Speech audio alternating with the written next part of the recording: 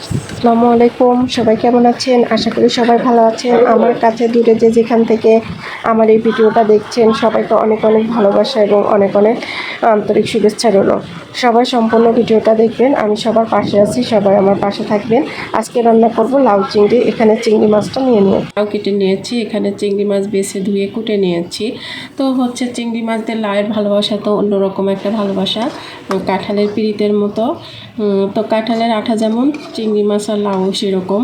তো হচ্ছে লাউটা প্রথমে কেটে নিয়েছি, চিংড়ি মাছটাকে ধুয়ে পরিষ্কার করে নিয়েছি, তারপরে মশলাপাতি দিয়ে এটাকে চিংড়ি মাছটাকে কষায় নিয়েছি।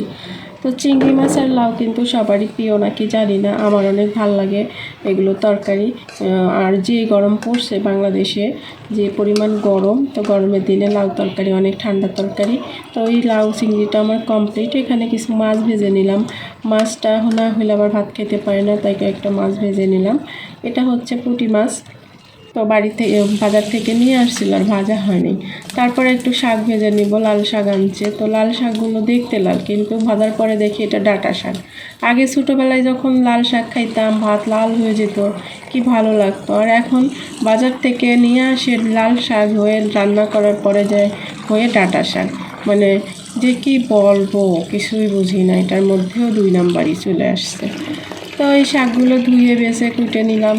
নেওয়ার পর এটাকে পানি দিয়ে কয়েকটা ধোয়া দিয়ে নিলাম। এখানে নিয়েছি আস্ত কিছু রসুন, কয়েকটা পেঁয়াজ, কাঁচামরিচ এবং শুটকি। আমি মূলত শুটকি দিয়ে এই শাকটা ভাজি করে খাই, কারণ এটা অনেক আমার ভাল লাগে। আপনারা এইভাবে করে খেয়ে দেখবেন, আপনাদেরও ভাল লাগে। যা লাগে এই শুটকি দিয়ে শাক ভাজিটা। তো হচ্ছে কি করলাম, এই আস্ত রসুনগুলো আগে প্রথমে দিবেন। দেওয়ার পরে এটা যখন পুরা হয়ে যাবে, তখন হচ্ছে আপনারা এর মধ্যে হচ্ছে আপনার যে উপকরণ, পেঁয়াজ, শুটকি, কাঁচামরিচ আর একটু লবণ দিয়ে দিবেন। তো দেওয়ার পরে এটাকে সুন্দর করে ভেজে নেবেন। সুন্দর মতো ভাজতে হবে কিছুক্ষণ, কারণ আমি রসুনটা কিন্তু লাল লাল করে ভেজে নিয়েছি আগেই। কারণ শাকের মধ্যে যখন আপনি আস্ত আস্ত লাল লাল রসুন পাইবেন, খেতে যা লাগবে না, খুবই ভালো লাগে। তো আর একটু লবণ দিয়ে দিলাম, ভাবলাম লবণটা মনে হয় কম হয়েছে। তো লবণটা দেওয়ার পরে হচ্ছে এটাকে আর একটু নাড়াচাড়া করে দিলাম।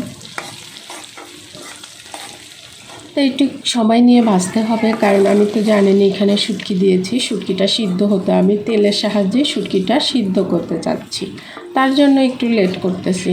এ পর্যায়ে দিয়ে দেবো যে শাকগুলো। ও শাকগুলো দেখতে মনে হচ্ছে কি লাল হবে, আসলে কিন্তু তা না। রান্না করার পরে দেখেন কালারটা কেমন আসে, ডাটা হয়ে যাবে পরে। তো শাকগুলো দিয়ে দিলাম। দেওয়ার পরে এটাকে একটু নাড়াচাড়া করে খাইয়া দিতে হবে, যাতে হচ্ছে প্রত্যেকটার সাথেই মাছগুলো লাগে, মশলাগুলো লাগে। তার জন্য এখানে তার বেশি মশলা দিই নেই, কাঁচামরিচ, পেঁয়াজ আর রসুন এগুলো পরিমাণ একটু বাড়াইয়া দিতে হবে, কারণ এগুলো পরিমাণ বাড়াই দিলে শাকটা খেতে একটু বেশি ভালো লাগে। তাই আমি এটার পরিমাণ একটু বাড়াইয়া দিলাম। আসলে শুটকি মাছ খাইতে তো খুবই হচ্ছে শাকটাকে প্রয়োজন হয়, পেঁয়াজ রসুন বেশি দিতে হয়। তো এই পর্যায়ে আমার রান্নাটা কমপ্লিট। সবাই সম্পূর্ণ ভিডিওটা দেখবেন, আর ভালো লাগলে আমার পাশে লাইক, কমেন্ট এবং শেয়ার করে দিবেন। সবাইকে ধন্যবাদ।